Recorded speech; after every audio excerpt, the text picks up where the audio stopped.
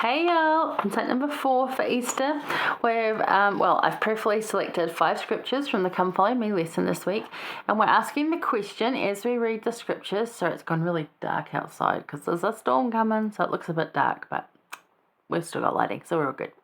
So we're asking the questions: how has Christ made a difference in your life, and why is he important to you? So as we read each of these questions, think about those. As we read each of those scriptures, think about those questions. How has Christ made a difference in your life, and why is he important to you? So we're going to be in Alma 7:10-13 for this one. If you want to see the others, please go back and look at them. They're short, they're uplifting, going to help you feel that Easter spirit.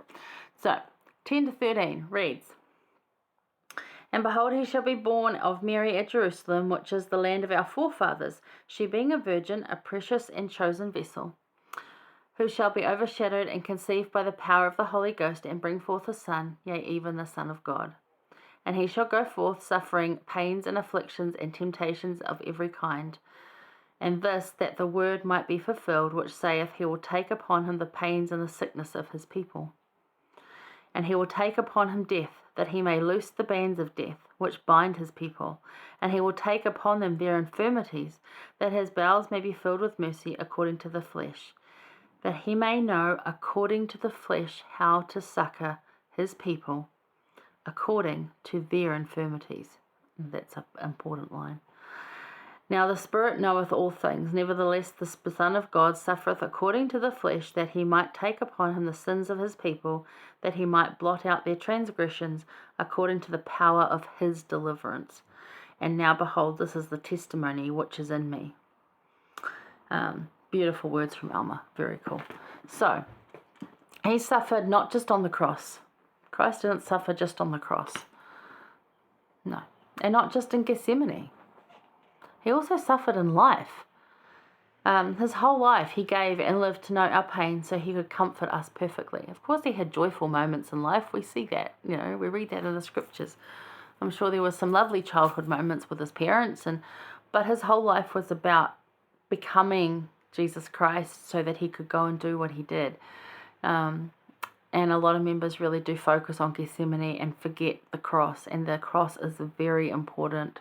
And there's nothing wrong with having a cross in your home.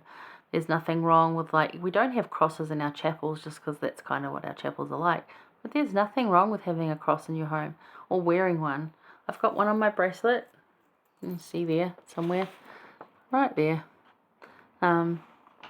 Nothing wrong with that at all. That reminds us of Christ. It is completely fine to do that.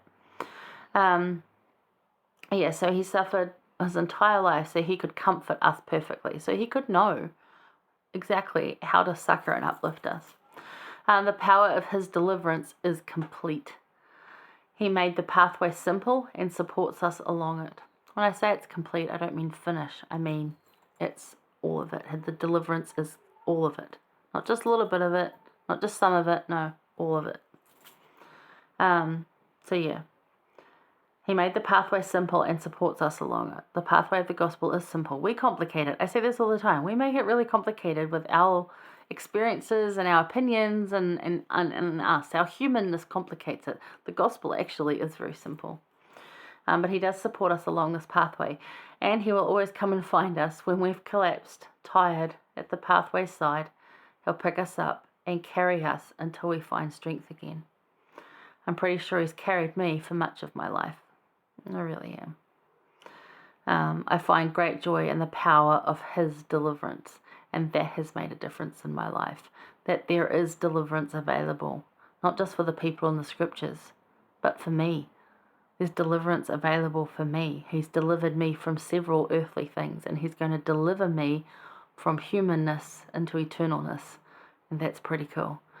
Why is he important to me in that? Because he is that way. That is the only way, and he does it in such a wonderful, loving, kind, accepting, gracious way, that just brings tears every time you think about that love that he would have to go through everything he did and still turn up for you with everything going on, and everything in the world happening. He will still show up for you if you want him to, and you ask him to, and you let him be there.